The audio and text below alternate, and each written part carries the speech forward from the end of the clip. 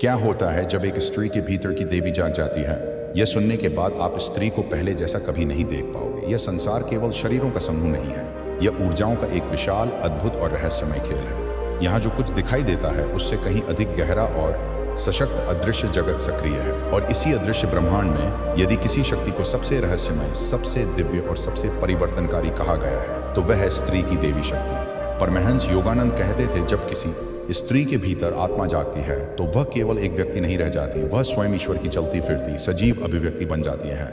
लेकिन दुख की बात यह है कि संसार ने स्त्री को अक्सर केवल उसके रूप, उसके संबंधों और उसकी नियत भूमिकाओं तक सीमित कर दिया है, जबकि उसकी आत्मा में जो ब्रह्मांडीय शक्ति छिपी है उसे पहचानने वाले बहुत कम हैं। आज जो रहस्य आप सुनने जा रहे हैं वह साधारण ज्ञान नहीं, बल्कि आत्मा को झकझोर देने वाला सत्य है। यदि किसी स्त्री में ये 5 गुण प्रकट हो जाएं तो समझ लेना चाहिए कि उसमें देवी शक्ति जाग चुकी है। और यह केवल स्त्रियों के लिए ही नहीं, बल्कि हर उस आत्मा के लिए है जो दिव्यता को पहचानना चाहती है, क्योंकि यह कथा पावर विदिन यूनिवर्स की यह कथा आपकी चेतना बदल सकती है। कहा जाता है देवी कभी अचानक प्रकट नहीं होती, वह गुणों के रूप में जन्म लेती हैं। वह करुणा बनकर आती हैं, मौन बनकर आती हैं, धैर्य बनकर आती हैं। और जब गुण किसी स्त्री में स्थिर हो जाते हैं तब वह केवल जीवन नहीं जीती, वह जीवन को दिशा देती है। पहला गुण है अंतर्मन का मौन। संसार शोर से भरा है, लोग बहुत बोलते हैं पर कम सुनते हैं। जिस स्त्री में देवी शक्ति जागती है उसके भीतर एक ऐसा मौन जन्म लेता है जो शब्दों से परे होता है। वह हर अपमान का उत्तर नहीं देती, हर चुनौती पर प्रतिक्रिया नहीं देती, क्योंकि वह जानती है कि सच्ची शक्ति शोर नहीं करती। उसका मौन डर नहीं, तपस्या है। वह शांत रहती है, लेकिन उसकी शांति के भीतर बिजली छिपी होती है। ऐसे लोग कम मिलते हैं जिनकी उपस्थिति ही आपके मन को शांत कर दे। देवी चेतना वाली स्त्री ऐसी होती है, उसके पास बैठो तो लगता है मानो भीतर का कोई तूफान थम गया।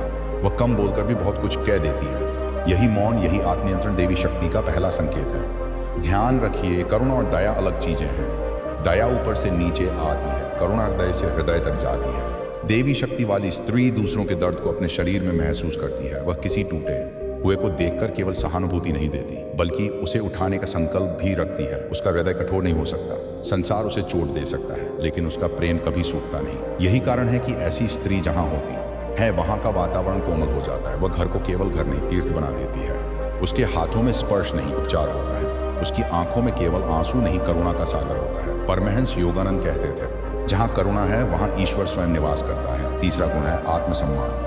यह सबसे अक्सर गलत समझा जाने वाला और सबसे शक्तिशाली गुण है। बहुत से लोग विनम्रता और आत्महीनता को एक समझ लेते हैं, पर देवी शक्ति वाली स्त्री कभी स्वयं को तुच्छ नहीं मानती।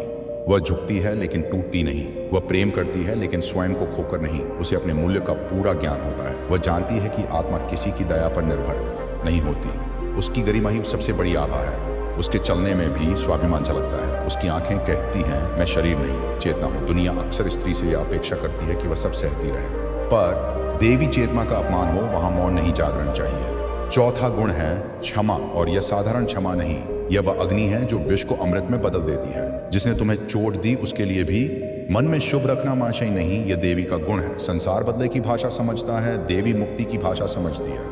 उस पता है कि द्वेष भी तजर बन जाता है, इसलिए वह छोड़ना जानती है। क्षमा वही कर सकता है जिसके भीतर सच्चा सामर्थ्य हो। और पांचवा गुण है आध्यात्मिक आकर्षण। यह वह अदृश्य चुंबकत्व है जो लोगों को बिना किसी दिखावे के अपनी ओर खींचता है। यह वह प्रकाश है जो उसके व्यक्तित्व से बिना कहे कि अब सोचिए, यदि किसी स्त्री में मौन, करुणा, आत्मसम्मान, क्षमा और यह आध्यात्मिक आकर्षण हो तो क्या वह साधारण रह सकती है? नहीं, वह देवी है। भले ही समाज उसे पहचाने या न पहचाने, पर यहाँ एक गहरा रहस्य छिपा है। ये 5 गुण केवल पहचान नहीं है, बल्कि साधना के 5 द्वार हैं। और जो स्त्री इन 5 में स्थिर हो जाती है उसके भीतर छठा गुण अपने आप जन्म लेता है, संकल्प सिद्धि। यह वह अवस्था है जहाँ उसके विचार शक्ति बन जाते हैं। उसकी प्रार्थना केवल शब्द नहीं, प्रभाव बन जाती है। उसकी भावना घटनाओं को बदलने लगती है। यही कारण है जागृत स्त्री का आशीर्वाद भाग्य बदल सकता है। लेकिन यह शक्ति अचानक नहीं आती, इसके पीछे तप है, घाव है, आंसू है, त्याग है। जिसने भीतर का युद्ध लड़ा है वही देवी बनती है। जो स्त्री केवल सुख में मुस्कुराए वह साधारण है, जो दुख में भी प्रकाश बने रहे वही देवी है। आज की सबसे बड़ी त्रासदी यह है कि दुनिया स्त्री को उसके बाहरी रूप से मापती है, उसके भीतर की चेतना से नहीं। लोग सुंदरता देखते हैं, शक्ति नहीं। लोग भूमिका देखते हैं, आत्मा नहीं। पर जागृत व्यक्ति जानता है सृष्टि का संतुलन स्त्री ऊर्जा पर टिका है। जहाँ स्त्री शक्ति दबती है वहाँ अंधकार बढ़ता है। जहाँ स्त्री शक्ति जागती है वहाँ धर्म जीवित होता है। और अब हम आते हैं उन 3 गुप्त शक्तियों पर जो देवी जागृत होने पर अपने आप प्रकट होती है। पहली गुप्त शक्ति है अंतर्ज्ञान की दिव्य दृष्टि। साधारण लोग आंखों से देखते हैं, जागृत स्त्री आत्मा से देखती है। उसे बहुत कुछ पहले ही महसूस हो जाता है कौन व्यक्ति सत्य है, कौन छल से भरा है, कहाँ प्रेम है, कहाँ स्वार्थ। संसार इसे इंट्यूशन कहता है, ऋषि इसे अंतर्दृष्टि कहते थे। दूसरी गुप्त शक्ति है उपस्थिति की उपचार शक्ति। जागृत स्त्री के शब्द थके मन, उसका स्पर्श टूटे हृदय को सांत्वना देता है। उसकी प्रार्थना अशांत घर को शांति दे सकती है। यही कारण है कि प्राचीन भारत में ऐसी स्त्रियों को गृह लक्ष्मी कहा गया। तीसरी और सबसे रहस्यमयी शक्ति है संकल्प सिद्धि। यह वह अवस्था है जहां विचार शक्ति बन जाते हैं। जब वह पूरे हृदय से कुछ शुभ चाहती है तो प्रकृति उसे सुनती है। उसकी सच्ची दुआ भाग्य बदल सकती है। लेकिन सबसे गहरा रहस्य यह है कि ये शक्तियां केवल वरदान नहीं हैं। जागृत स्त्रियों का जीवन आसान नहीं होता। उनकी करुणा का लोग लाभ उठाते हैं, उनके मौन को कमजोरी समझते हैं, उनके तेज से लोग असहज हो जाते हैं, क्योंकि प्रकाश जहां होता है वहीं सबसे अधिक विरोध करता है। 3 साधनाएं जो देवी शक्ति को पूर्ण जागृत कर देती हैं। पहली साधना शुद्ध मौन और आत्मसंवाद। वास्तविक मौन केवल बोलना बंद करना नहीं, बल्कि भीतर के शोर को शांत करना है। जब स्त्री अकेले बैठकर स्वयं से पूछती है मैं कौन हूं, मैं केवल धीरे भीतर की नींद टूटती है। दूसरी साधना प्राण की पवित्रता।